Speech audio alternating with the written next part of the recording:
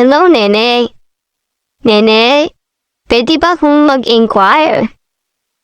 May itatanong lang sana ako.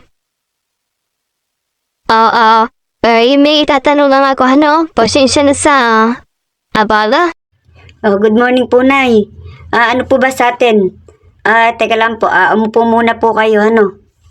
Sandali lang po. Ito po, Nay. Upo po kayo. Salamat din, matanong lang ako, ano? Nay, ano po ba yung tatanong nyo na yun?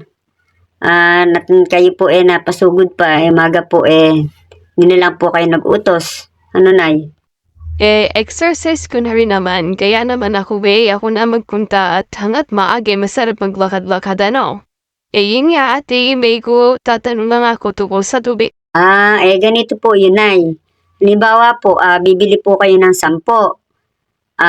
Meron po kayong free na isa. Yun.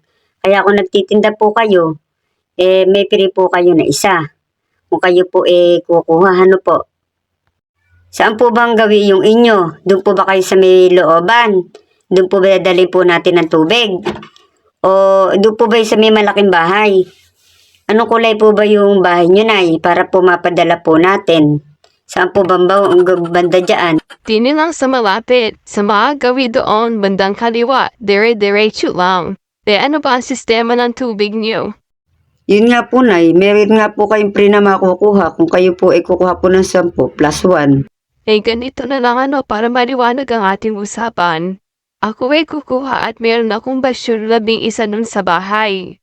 Ngayon pwede ba na kukuhanin ko muna yung isa, At ipasusunod ko dun sa apo ko, yung 10. Pengi, pahiram mo muna ako ng isa at isasaling ko, Pwede ba yan ay okay pagkatiwalaan mo ng 10? O bali kukuhanin ko na unahin ko na kuhanin na yung play. At yung 10 padadala ko doon.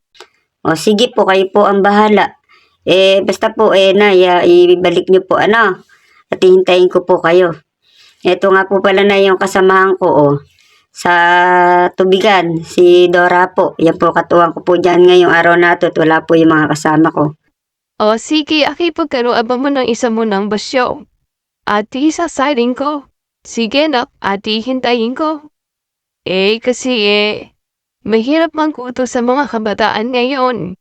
Kaya naman ako nagtyaga nang ako na magsabi at dilibiran niyo ako. Kaya yan. Ito po, Nay. Pakuha ko po dun yung basyo nyo. Ingat po, Nay. Salamat At ako paruroon na.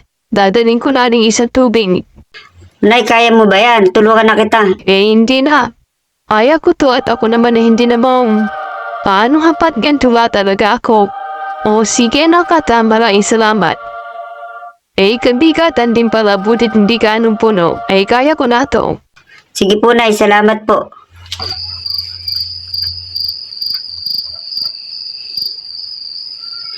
Tudor, kawawa naman si mother.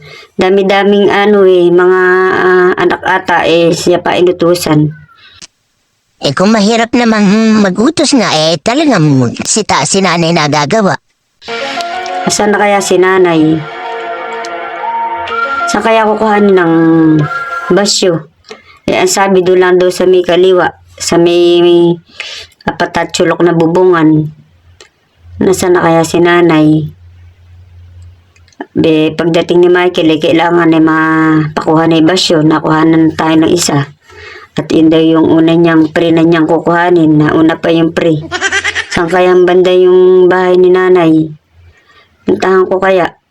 Kaya lang, medyo doon daw sa may kabilang kanto pa. Ala, saan ko kaya kukuhanin? Saan kaya dito yung bahay ni nanay?